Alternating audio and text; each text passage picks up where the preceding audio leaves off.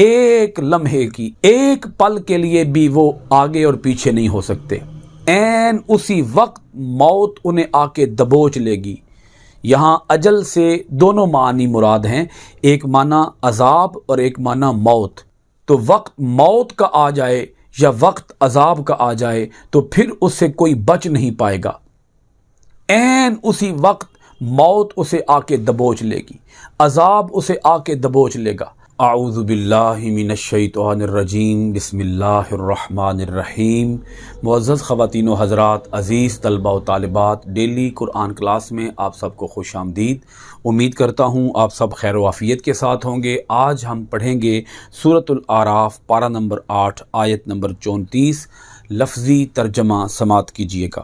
والی کلی، اور ہر ایک کے لیے، امتن امت، والی کل امتن، اور ہر امت کے لیے، اجل ایک وقت مقرر ہے، فاذا سو جب، جاء آ جائے، اجلہم ان کا مقررہ وقت، لا یستأخرون نہ پیچھے ہٹ سکتے ہیں، ساعتن ایک لمحہ، ولا یستقدمون اور نہ وہ آگے بڑھ سکتے ہیں۔ معزز ناظرین کرام، چھوٹی سی آیت مبارکہ ہے، لفظ تھوڑے ہیں، معانی زیادہ ہیں۔ آیت مبارکہ کا ربط آیات سماعت فرما لیجئے۔ اللہ رب العالمین نے پچھلی آیات کے اندر کفار و مشرکین کے فاسد عقائد، فاسد خیالات، گمراہ کن نظریات کی تردید فرمائی ہے۔ دلائل کے ساتھ یہ باتیں اللہ پاک نے واضح فرمائیں کہ جو انہوں نے خود ساختہ نظریات گھڑے ہوئے ہیں وہ حقیقت سے دور ہیں، ان کا حقیقت سے دور دور کا بھی کوئی واسطہ اور تعلق نہیں ہے۔ برہنگی کو اللہ تعالیٰ نے روا نہیں کیا، اسی طرح اچھے کھانے کو، اچھے مشروبات پینے کو اللہ تعالیٰ نے حرام قرار نہیں دیا، یہ انہوں نے خود اپنی مرضی سے ان چیزوں کو حرام کر رکھا ہے۔ اللہ پاک نے تو اس کے اوپر بطور زجر کے، بطور توبیخ کے اور ڈانٹ کے انداز میں اللہ پاک نے ارشاد فرمایا، کون ہے جو اللہ کی زینت کو حرام قرار دے جس کو اللہ تعالیٰ نے اپنے بندوں کے لیے پیدا فرمایا ہے۔ اللہ پاک نے پچھلی آیت کے اندر بتا دیا 5 چیزوں کو اللہ پاک نے حرام قرار دیا ہے۔ ان چیزوں کو جن کو اللہ نے حرام کہا ہے انہیں حرام کہو، اور جن چیزوں کو اللہ نے حرام نہیں کہا انہیں حرام مت کہو، انہیں حلال سمجھو۔ یہ اس مضمون کی آپ سمجھ سکتے ہیں کہ ایک آخری آیت مبارکہ ہے جس کے اندر اللہ کریم نے ذکر کیا ہے قیامت کا، آخرت کا، کیونکہ جتنے بھی حلال اور حرام کے مسائل ہیں اور احکام ہیں ان کے اوپر عمل پیرا ہونا یہ وہی انسان کر سکتا ہے جس انسان کا آخرت کے اوپر عقیدہ مضبوط ہو۔ اگر کسی کا آخرت کا عقیدہ کمزور ہے تو وہ حلال اور حرام کو اپنا ہی نہیں سکتا، وہ اللہ تعالیٰ کے حلال و حرام کو سمجھ ہی نہیں سکتا۔ حلال و حرام کو سمجھنے کے لیے اور اس کے اوپر عمل پیرا ہونے کے لیے، یعنی اللہ کے حلال کو حلال سمجھنا اور اللہ کے حرام کو حرام سمجھنا، یہ وہی کر سکتا ہے جس کا عقیدہ آخرت کے اوپر ایمان مضبوط ہے۔ بڑی واضح، بڑی گہری اور انتہائی فکر انگیز یہ آیت مبارکہ ہے، ایمان افروز آیت مبارکہ ہے۔ وَلِكُلِّ أُمَّةٍ أَجَلٌ، سادہ سا جملہ ہے۔ اللہ پاک ارشاد فرماتا ہے ہر امت کے لیے ایک وقت مقرر ہے، یعنی اے کافرو، اے مشرکو، یہ جو تم نے اندھیر نکری مچا رکھی ہے کہ اپنے خود ساختہ، اپنے گھڑے ہوئے نظریات، احکام، مسائل لوگوں کے اندر تم ان کا پرچار کرتے ہو، ایک وقت ہے وہ اللہ تعالیٰ کے ہاں مقرر ہے، ہر قوم کے لیے، ہر قبیلے کے لیے، ہر علاقے میں رہنے والوں کے لیے، ہر شہر میں رہنے والوں کے لیے، ہر گاؤں، ہر بستی، ہر دیہات میں رہنے والوں کے لیے ایک اللہ تعالیٰ کے ہاں وقت مقرر ہے۔ کوئی خبر نہیں وہ وقت کب آ جائے، کسی کو معلوم نہیں ہے اللہ تعالیٰ کے ہاں مقرر ہے، وہ وقت آئے گا۔ جب وہ وقت آ جائے گا پھر اس عذاب سے کوئی بچ نہیں سکے گا، اس سے کوئی راہ فرار اختیار نہیں کر سکے گا، پھر وہ بھاگ کے جائے گا تو کہاں جائے گا؟ آج اے کافرو، اے مشرکو، وقت ہے، مہلت ہے، ڈھیل ہے، اس سے فائدہ اٹھاؤ قبل اس کے کہ وہ تمہاری اجل آ جائے، وہ وقت عذاب آ جائے، وہ وقت موت آ جائے، پھر کیا کرو گے؟ پھر کیسے ان احکام و مسائل سے جو تمہارے خود ساختہ گھڑے ہوئے ہیں، پھر ان سے کیسے تم جان چھڑاؤ گے؟ ان سے پیچھا کیسے چھڑاؤ گے؟ آج ان احکام کو، جو شیطانی احکام ہیں، شیطانی مسائل ہیں، آج ان سے توبہ کر لو، آج وقت ہے تمہارے پاس، ورنہ اجل آنے والی ہے۔ اجل آ گئی تو پھر کیسے بچو گے؟ پھر کیسے توبہ کرو گے؟ آج توبہ کر لو، آج باز آ جاؤ، آج اپنے ان کفریہ، ان شرکیہ، ان شیطانی، ان گمراہ کن خیالات، احکام، مسائل سے دستبردار ہو جاؤ، کلمہ طیبہ پڑھ لو، حضور نبی اکرم صلی اللہ علیہ وآلہ وسلم کی غلامی میں آ جاؤ، اللہ اور اس کے رسول کی کامل اطاعت شروع کر دو، ورنہ وہ وقت آنے والا ہے جو اللہ تعالیٰ کے ہاں مقرر ہے۔ اب آگے اس کی جو نزاکت ہے اس سے اللہ پاک نے اپنے بندوں کو آگاہ فرمایا ہے۔ اللہ پاک نے ارشاد فرمایا فَإِذَا جَاءَ أَجَلُهُمْ لَا يَسْتَأْخِرُونَ سَاعَةً وَلَا يَسْتَقْدِمُونَ۔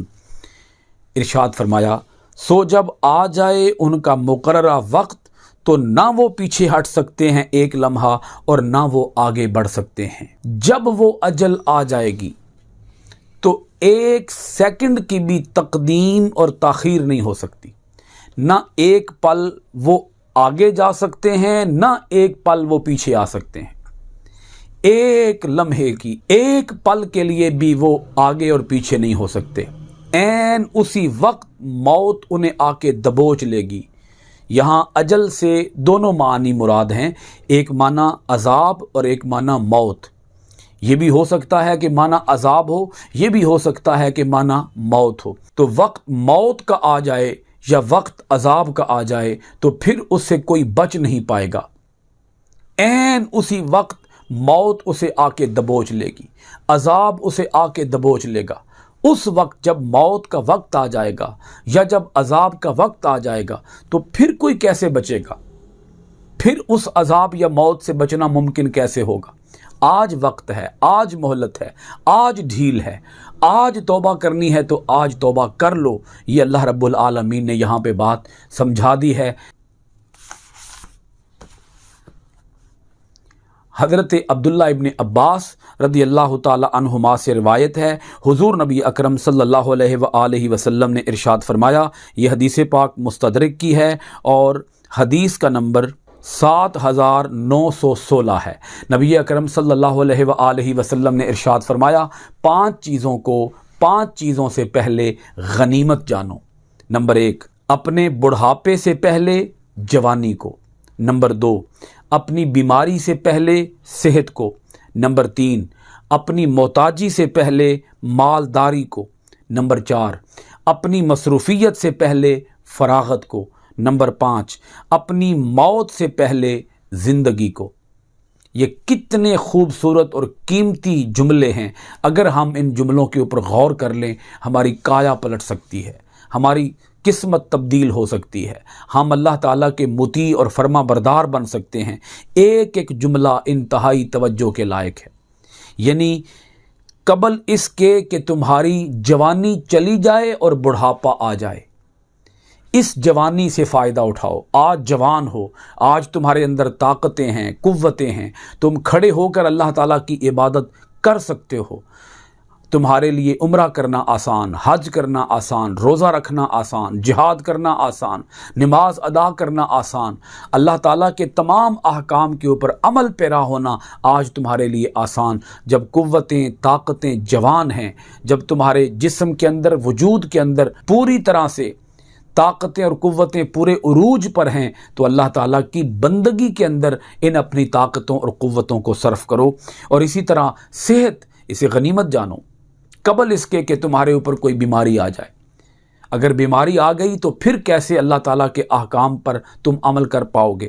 اس لیے صحت کو غنیمت جانو، اس صحت سے فائدہ اٹھاتے ہوئے اللہ کو راضی کر لو، اللہ کے رضا والے کام کرو۔ اسی طرح اپنی مالداری کو غنیمت جانو۔ اگر اللہ تعالیٰ نے تمہیں مال سے نوازا ہے، زر سے نوازا ہے، تمہارے پاس دولت ہے، تمہارے پاس خزانے ہیں، پیسوں کی ریل پیل ہے، پیسوں کی فراخی ہے، تو اس رزق کو، اس مال کو راہ خدا میں خرچ کرو، جائز حلال نیک کاموں میں خرچ کرو۔ اور اگر اللہ تعالیٰ نے تمہیں فراغت عطا کی ہے تو اس فراغت سے آج فائدہ اٹھا لو، قبل اس کے کہ تم مصروف ہو جاؤ۔ مصروفیت سے پہلے پہلے تم اپنے فارغ وقت کو ضائع نہ کرو، اس فارغ وقت کو صحیح استعمال میں لاؤ۔ اسی طرح اپنی موت سے پہلے پہلے اس زندگی سے فائدہ اٹھا لو۔ اگر موت آ گئی تو پھر کیا کرو گے؟ حضرت حسن بصری رحمۃ اللہ تعالی علیہ، آپ اپنے واعظ میں لوگوں کو ارشاد فرمایا کرتے تھے، اے لوگو جلدی کرو، جلدی کرو، کیونکہ یہ چند سانسیں ہیں، اگر سانس رک گئے تو تم وہ اعمال نہیں کر سکو گے جو تمہیں اللہ تعالیٰ کے قریب کرتے ہیں۔ اللہ تعالیٰ کے قریب کرنے والے اعمال کرنے میں جلدی کرو، اللہ کو راضی کرنے والے اعمال میں جلدی کرو، وقت کم ہے۔ کہیں ایسا نہ ہو کہ یہ سانسیں ختم ہو جائیں، کہیں ایسا نہ ہو کہ تمہاری اوپر والی سانس اوپر رہ جائے، نیچے والی سانس نیچے رہ جائے اور اجل آ جائے۔ اللہ تعالی ہمیں اپنی آیتوں میں غور و خوض کرنے، عمل پیرا ہونے، قرآن کے آفاقی پیغام کو دنیا بھر میں عام کرنے کی توفیقات خیر عطا فرمائے۔ سورۃ الاعراف کی آیت نمبر 34 کے ساتھ کلاس ختم ہوئی۔ انشاءاللہ العزیز سورۃ الاعراف کی آیت نمبر 35 کے ساتھ آپ کی خدمت میں پھر حاضر ہوں گے۔ بہت شکریہ۔ السلام علیکم ورحمۃ اللہ وبرکاتہ۔